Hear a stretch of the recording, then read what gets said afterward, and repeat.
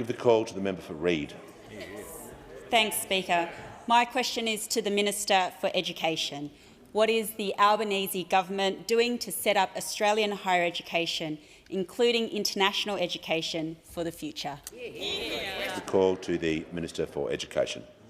Thanks, Mr Speaker, and can I thank my friend the member for Reid for the question. International education is the biggest export that we don't dig out of the ground. It makes us money, but it also makes us friends, and in the world we live in, that's important. This is a $40 billion industry that was smashed by COVID, basically cut in half. It's coming back now, but there's a lot more work to do. Think about this. There are 500 million people in India under the age of 23. 500 million. And the Indian government has set a target to get half of all young adults into tertiary education by 2035.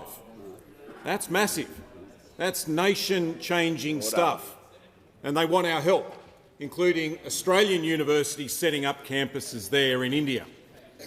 Overnight, the Prime Minister announced that Deakin University is the first overseas university approved to set up a campus in India. That's a big deal. An Australian university has become the first in the world approved to set up a campus in India, and hopefully the University of Wollongong will be next. That's good for Australia, it's good for India, it shows how good our universities are, and it shows how strong and deep the partnership is between our two countries.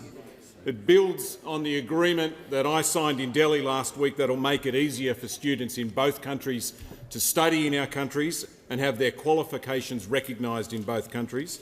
That's the broadest agreement of its kind that India has ever signed with another country to date. Here at home, we're working on our own higher education plan, the Universities Accord, and a big part of that is making sure that more Aussies get a crack at going to university. At the moment, about 1 in 2 young Australian adults have a university degree, but not if you come from a poor background. Only 20% of young adults from a poor background have a uni degree, or rural. Only 20% of people from the bush have a university degree if they're in their 20s or 30s, only 7% if they're Indigenous Australians. We've got to change that. The first step there is the 20,000 extra uni places that we've funded to help people like that, people from poor backgrounds in the bush, Indigenous Australians. One of those 20,000 is a bloke called Dylan. He worked as a labourer last year building the new Western Sydney University campus in my neck of the woods in Bankstown. And this week he started there as a student. At the same place he helped build, he's now studying to become a school teacher. Something that won't just change his life, but it'll change the life of thousands and thousands of people in the years ahead.